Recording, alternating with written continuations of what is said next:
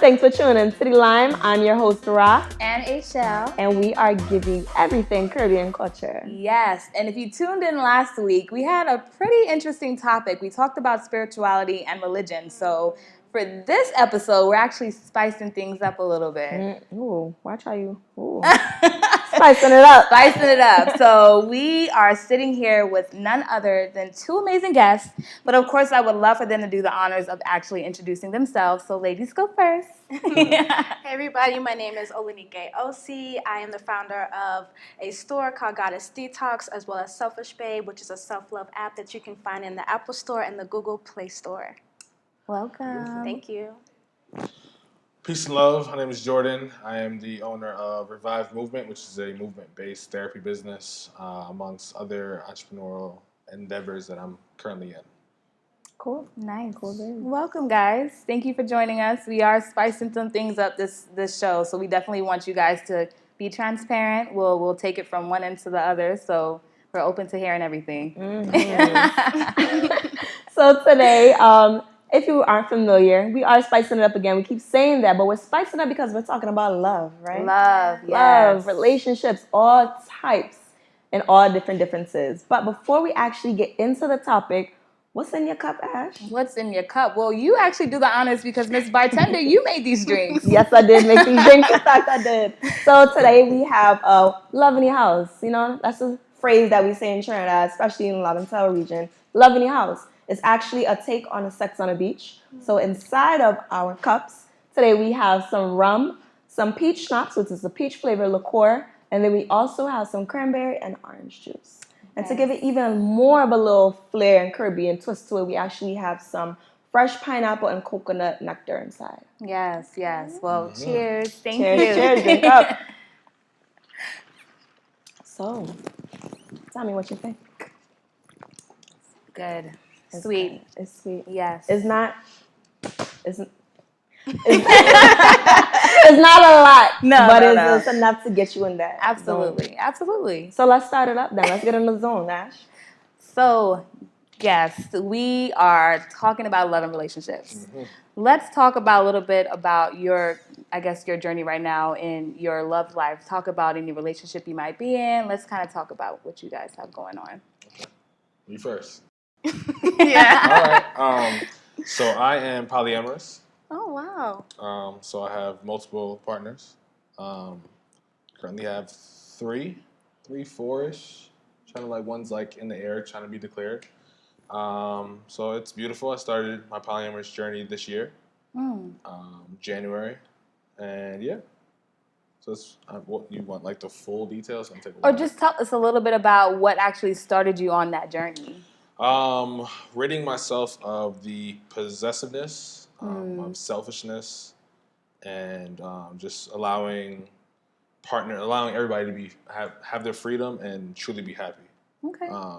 However they decide to make their happiness. Wow, interesting. Okay. I have a question. We may have answers. Are they all women? Yes, I'm straight. Okay, cool.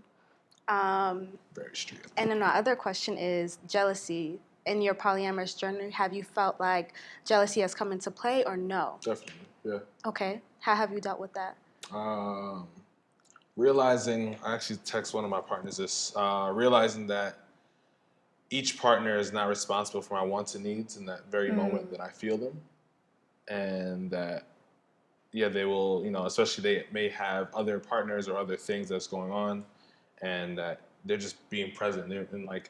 If we're together, I want them to be very present with me and not just oh, sorry, whoever's calling me. So, yeah. Okay. But yeah, I think if everybody understands that, whether you're polyamorous or not, that everybody's not responsible for your wants and needs in that moment. You know what I mean? Because they're your partner, it's they will address them later. Mm-hmm. If I want to talk to you, sweet, I can't talk to you now, but tonight I can talk to you. Tomorrow morning I can talk to you. Right. Okay. Well, do you believe in marriage then?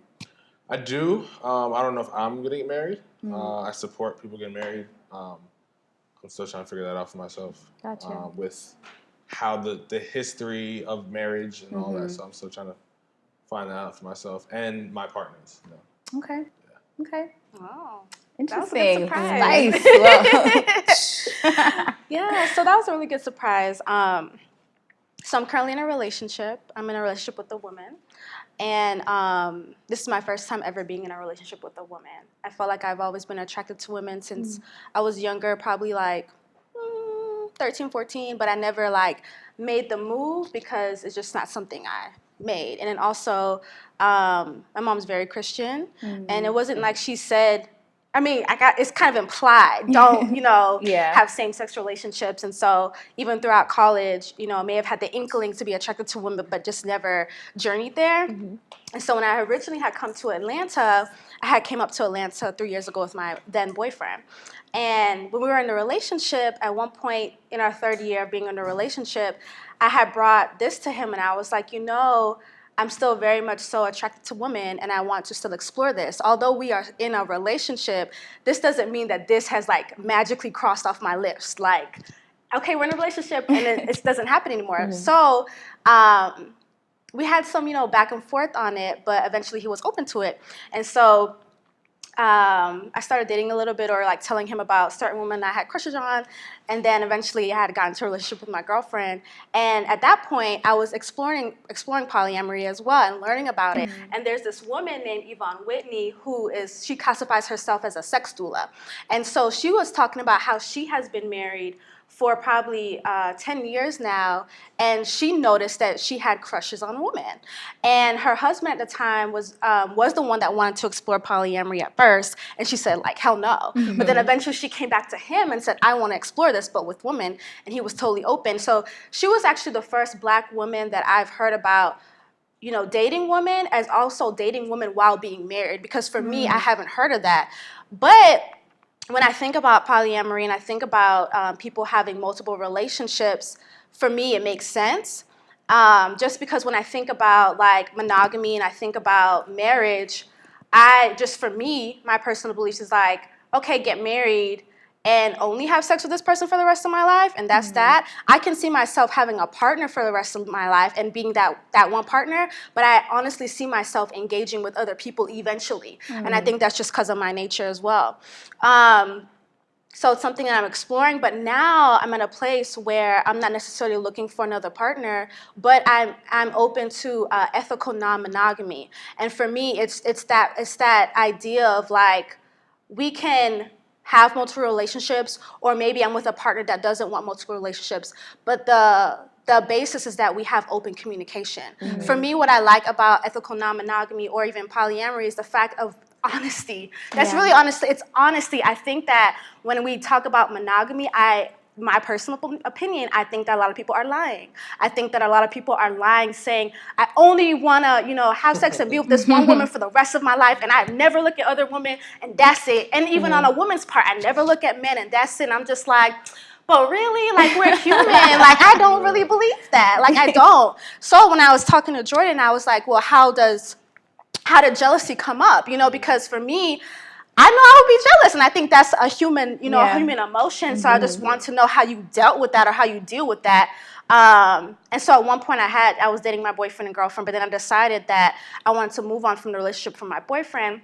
Really great friends still to this day, and just continue my partnership with my girlfriend. And so right now, for me, I'm open to ethical non-monogamy, but I'm not seeking other partners. But if I were to meet somebody and we had a great connection, just like if my girlfriend were to meet somebody and she had a great connection, we will both come to each other and have communication about that. Hey, babe, I just met somebody, blah, blah, blah. Let's talk about it. Let's see where that goes. It doesn't necessarily mean our relationship is ending. Yeah. Wow. So I feel like everyone has a little bit of that in them. Like, they may think that they want to be one person, but I feel like everyone's like side-eyeing somebody else, touching somebody else a little bit. So I have a two-part, not really a two-part question, but I have two questions that I would like to ask you both, right? So Miss Aisha's from Anguilla, represents Anguilla. I represent Trinidad and Nigeria as well. Although I hear O-U-L.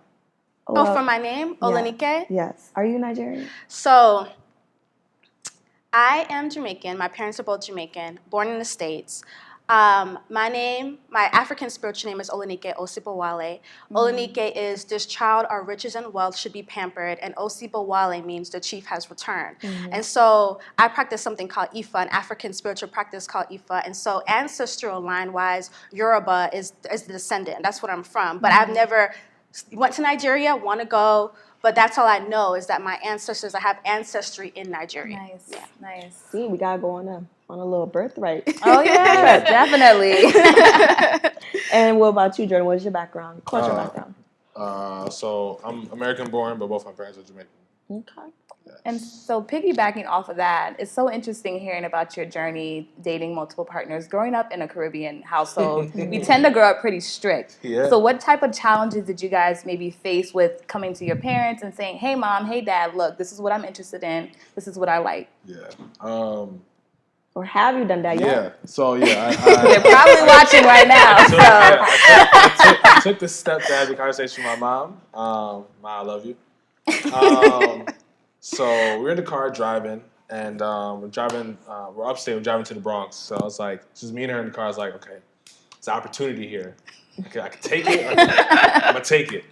While she's driving with your I'm life in driving, her I'm hands. driving. Oh, you're driving. Yeah, I'm driving. So I'm like, Ma, you ever watched the? So I don't know if you guys know, the Red Table Talk talked about polyamory. Yeah. So it just came out. I was like, okay, cool. And it was really good because it had 3 different generations. And the older mom was like, she wasn't having this. I was like, maybe mom, she saw this. So like, she watched. I was like, Ma, you watch Red Table Talk? She's like, oh yeah, the show with Jada. I was like, yeah, you seen the show where they talking about polyamory? She was like, no. What's her name again? Who is she? I was like, no, it's not. It's not a person. It's a lifestyle. She was like, oh, no, I haven't seen it. I was like, so what's this lifestyle about? I was like, people having multiple partners, and their partners could also have partners. So, you interested in that? I was like, yeah, I am. She was like, that don't make no sense. So I was engaged. Was planning the whole thing to be married and all that, and it didn't work. Full transparency, I stepped out, told my partner about it. She wasn't really having it, obviously. Gave me an opportunity to work back to make it happen, and I decided not to. I wasn't sure at the time. And then in that time, trying to decide what I want to do, so that was that. So my mom was just like, yeah, I moved backwards, you were going to get married and have this, now you want this. It just sounded like everybody's a mix-up disease and all that. I was like, Ma, it's not even, like, you don't even have to be intimate with all your partners. And she was like, I'm not swearing no foolishness name, so I was like, cool. Conversation 1. And I ain't making the conversation 2 yet. But I just know my mom, just got to peel it back, layer at a time kind of thing, So, and she loves me, so she's going to love and support what I really stand for and love. So. Of course. Yeah. I had a conversation with my mom, and it was during the time when I was dating both partners. And, I mean, she just kind of listened to me. She didn't really, for her, it was more so, traditional, get married, stay with one person.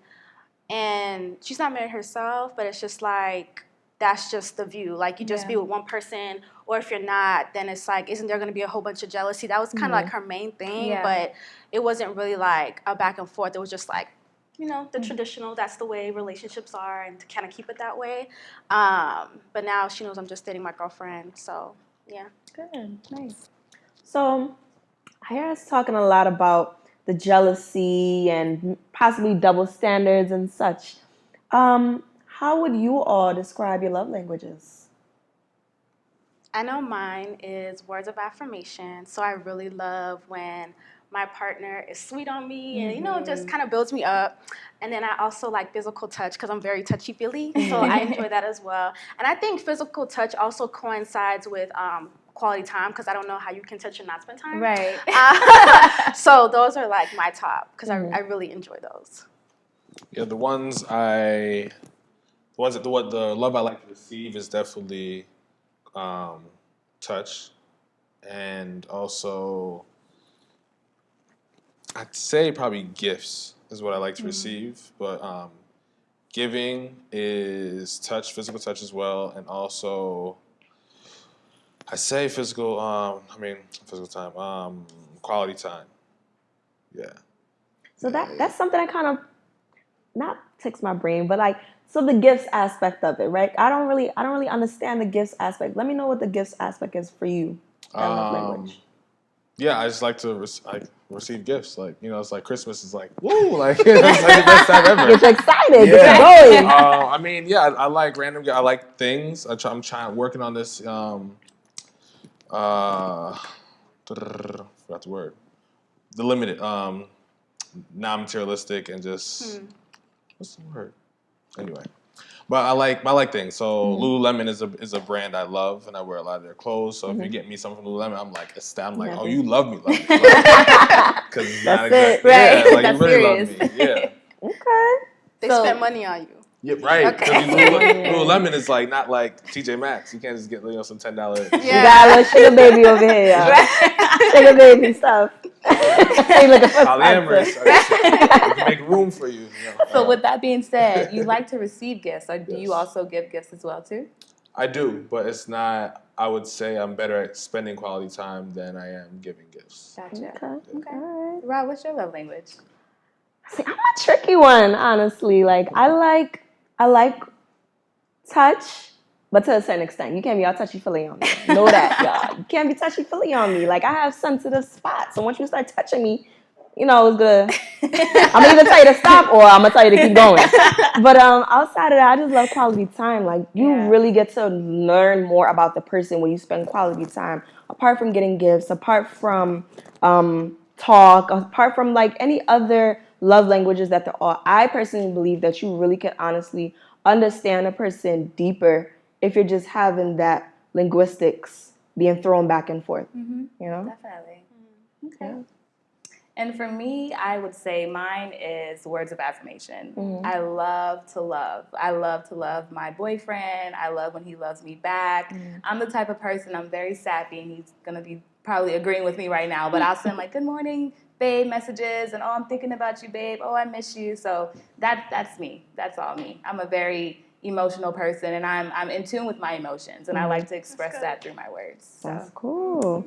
Well, let's kick it up a notch. Let's switch up gears a little bit and talk more about relationships. We talked about types of relationships, but let's really dive into it. So with this types of relationships that we just discussed, monogamy versus polyamory and all sorts of other different types of relationships, do you think that there are generational differences? Yes, definitely. Especially coming from a Caribbean household. Yeah, I feel like, apart from like, I think in terms of an older generation, it is traditional, it is monogamy, it is man and woman, that's it. Man and woman, that's it. And then, if maybe some person slips up, maybe they stay in the marriage. Some people get married to the long haul. I don't care what happens in a marriage. That's not me. If stuff happens and I'm not happy anymore, I'm deuces, I'm out. Whereas maybe in a more traditional way, it's like, no, let's stick it through, let's work it through. And I'm not saying that I don't stick and work it through, but there's a certain extent. And sometimes I feel like people can be in marriages just because they want the title of I'm married, versus it's like some shame and guilt to get a divorce. I have been married before. I got married at 19, divorced at 23. So I will put that out there. I'm still open to marriage. But for me, I think with the newer generation and just where I'm seeing relationships going, which I love so much, I think a lot more people are being honest with themselves first, which is very freaking important. Absolutely. And because they're being honest with themselves and they're being authentic, now their relationships can be authentic and look authentic, which is why I think polyamory is becoming a lot more popular, because I feel like that's more authentic to people. Whether they try it out and it doesn't work for them, but just being open to saying something different than monogamy. Because I feel like even on that Red Table Talk, Willow Smith had talked about it. She would be happy with, a man and a woman. Like, she'd want to try it out. And so for me, when I think about a newer generation, I think that people are being a lot more authentic. We have all these titles and labels, man on man, woman on woman, or any title. I enjoy seeing what I'm seeing. I enjoy the transformation, and I like for people to be themselves and to express that in the relationships, whether they decide to get married or not get married. I like the diversity of it. Yeah. As opposed to tradition, it's like, okay, it just seems like one way or the highway. And again, I think a lot of people are lying, or was just doing what they could at the time. But now we can evolve more and be true to ourselves and try something different. I think I can agree to a lot of that. I think from a man's point of view, looking at being Jamaican and always hearing like, oh, Jamaican men, stay away from Jamaican men, because something about 3 women on the side, and it's like, and I guess I've seen it, and I've seen where the next generation, the generation above me, they would run 2 families side by side, and not side by side, but just they'll be there financially for both families. They'll run both families, and both families would know about it. Not all, but I think, and I feel like it's just almost accepted by the wife or by whoever. Just like, like, yo, me, I go a road, and then we all know what we I go a road means, and it's just, I feel like it's there that wasn't fully accepted and embraced, and I feel like that's another thing. While I sat with myself, was like, okay, I'm doing this, and I don't really see anything wrong with what I'm doing. And then I feel like it's always this negative stigma. And I looked at it through a negative lens. I was like, okay, maybe if I just own what I'm doing and then embrace it and just be polyamorous and be honest with everybody, that I'm not doing anything different than what the older generation was doing. I'm just owning it. And being honest. And being honest. That's good. Yeah. And I think piggybacking off of what you're saying, I think with our generation, one thing that we are embracing is self-love. And I think that being honest with yourself is a form of self-love. Yes. And I think that's the difference between our parents' generation and our generation, because I'm not saying they weren't honest with themselves, but like you said, a lot of things were kept in the dark. Yes. Or a lot of things were never addressed. And I think now with our generation, that is something that we are embracing. So I guess my next question to you guys is, what are forms of self-love? How do you guys express self-love? For me, especially with my brand, Selfish Babe, like, for me, when I talk about selfish babe, a selfish babe is a woman who selfishly and authentically loves herself. And so for me, I'm removing or changing the negative stigma around the word selfish. Because when people think of, oh, you're selfish, is very... derogatory. Yeah, very derogatory. It's very negative. It's not empowering. And so for me, when I think of women in particular, because I like to work with women and do women's work, I think of women choosing themselves. And I haven't had it here, selfish babe, I choose me. And so for me, when I see a lot more women doing that and choosing themselves, and however that looks, that means they are happier. Right. If women are happier, I believe the rest of the world is going to change. And people can be like, oh, that's selfish. When people say that to me, I think I look at it in a more empowering way, not in a negative way. But a lot of times our choices that are deemed selfish could be seen as taken away from somebody. And the person that maybe your love and affection at that time you were giving, because that's who you are, that's who sometimes a lot of women, that's what they do, they may be upset about that. And they may not like that you're giving anymore because you're focusing on yourself. But I promise women, if you choose yourself and you put yourself first, then that for me is the ultimate self-love. So for me, how I express my self-love is being honest, is being authentic, is taking time for myself. Self-care-wise, I love to do spiritual baths with herbs and flowers and using my words. Like for me, I talk about my words being my prayer. I use a lot of affirmation. In the Selfish Babe app, I send an affirmation to women's phones every day. Because for me, when you speak it as if it's already there, you are speaking power into your life. I really believe in the power of the tongue. Although I'm not religious, I'm very, very spiritual. And so for me, when I say I love myself, when I say that I am confident or just something like that, I'm speaking that energy I'm speaking that energy and those words into my energy body, and that's going to guide my mind. Absolutely. And so that's why I think affirmations are powerful. So that's another self-care thing that I do. But ultimately, it's me being true to myself and me being honest. That's how I practice self-love. Nice. Okay. What about you, Jordan? In short, I think it's just, investing in yourself. Definitely. And whatever that looks like for you in that time. Because it may just be, maybe taking yourself out to the movies is just investing in yourself, or maybe reading a book that night, or watching a YouTube video, or whatever it is. Buying Lululemon, buying shoes, buying whatever it is. Like, that's all stuff. Lululemon, right? That's all that shit. This is all Jordan wants for Christmas, guys. Yeah. Sugar mamas out there. But yeah, so investing in yourself in general, just mentally, like affirmations, investing in yourself, meditation, running, physical activity. I'm big on that. Investing in yourself in all capacities. Let me turn this up a little bit. Let's turn it up a little bit. How about we talk about love? Y'all okay with that? Yeah. Because it's about love, right? We're talking about love. All right. Are you all familiar with the different types of love? Give me again. Okay, let's drop the gems. We're dropping gems all season. All right, so there's 3 different types of main loves. Study psychology, shout out to Spelman. But within love, there's intimacy, passion, and commitment. So all different types of love. If you think of it as a triangle, there's intimacy at the top, passion to the left, and then commitment to the right. So between the intimacy and the passion, there's actually romantic love. Between the passion and the commitment, there's fatuous love. And then between the commitment and the intimacy, there's compassionate love. So think of intimacy as liking someone. Think of passionate love as infatuation with someone, sort of like lust. And then think of commitment as empty love. You're only with that person because you're committed with them. Just like you were saying about being married, just to be married. Yeah. But you don't really love the person, you know? So those are the 3 types of love. Repeat that one more time. Are you asking us to choose, or are we? No, I was just sharing the knowledge. Dropping the gems. Okay, Nice. So how about you ask us some questions about love? What do you want to know? Love. Are you guys the type of people who are you like would you consider yourself hopeless romantics? Like, how do you feel about love? Is it something that you gravitate towards? Is it something that you give easily? Is it something that you receive easily? How do you express love? Yeah. I don't like to use the term hopeless romantic to describe myself. I do believe in love. I do believe in passionate love. I do believe in being in love with somebody and having that expressed. For me, I like to love with an open heart, but I'm very particular about partners. I need to meet somebody. They have to have open communication. Like, when I tell you that my throat chakra is I'm talking about communication coming up. Like, if my throat chakra is working, like, I need your throat chakra to work. And if it's not, then we may not be working. So communication is so big for me because it just helps me navigate myself in the relationship. But I like to love with an open heart.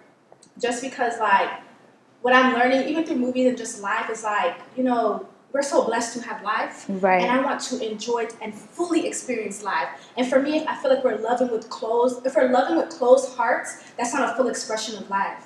Whether or not that relationship continues to work out, for me, keep your heart open and love with an open heart so you can fully enjoy what that experience is with the other person. And if you're keeping your heart closed, what was the point? Right. And so sometimes the quote I like to say is, be like a J-Lo.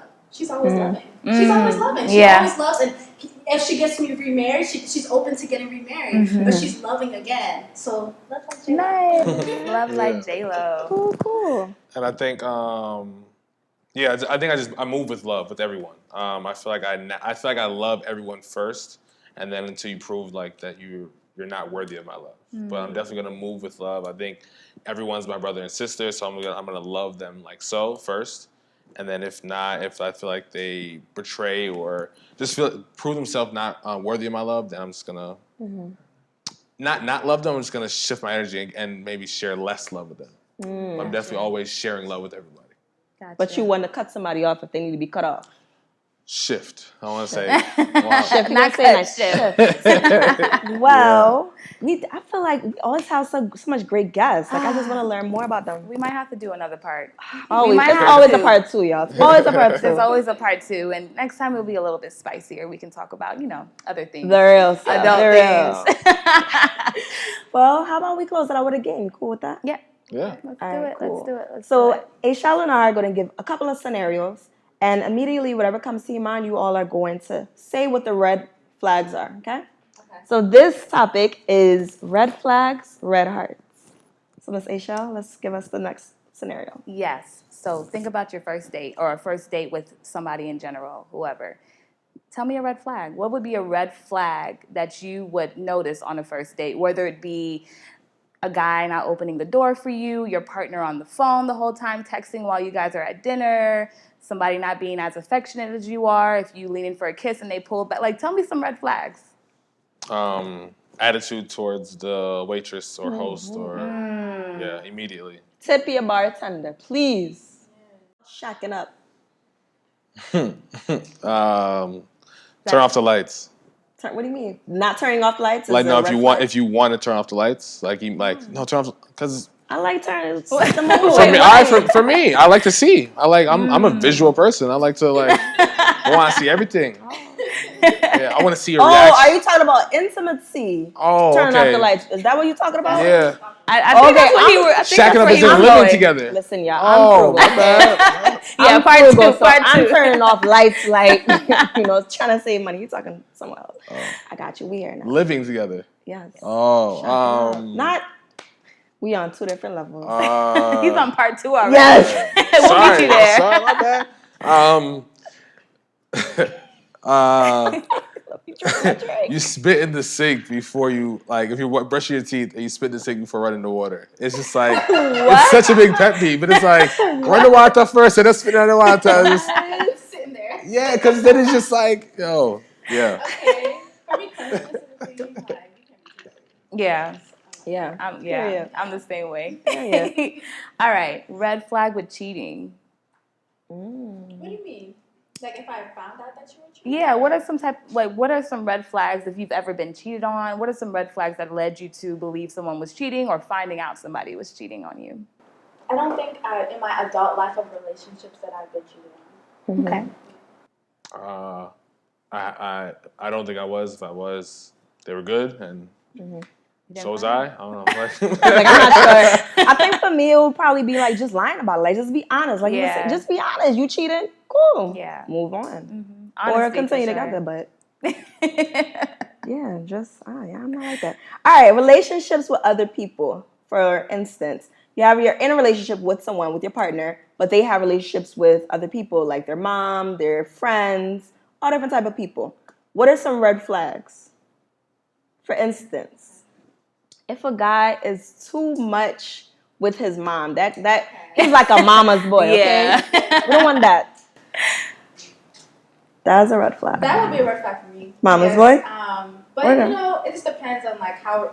Because I don't necessarily think it's a bad thing. I guess it just depends on how it looks. You know, so I can't say I have any red flags when it comes to relationships right now. Okay. Good. Not having your own friends is a red flag for me. Like, where's your friends? Like, aren't y'all going out tonight for something? Did y'all get drinks or something? Book club? Somebody. Something. All right. You have any red flags? This last as one? far as relationships with other people, be a good friend. If you have friends in your life, be a good friend. If you have friends. If you have friends, just be a good friend. Like, what's the point of having people in your life that care about you if you can't even return the favor and be there for them when they need it? Ooh. So if I see you not being there for a friend that's in need and is literally asking for your attention, then that's a red flag for me. Because I would be there for my friends. Yeah. What about you?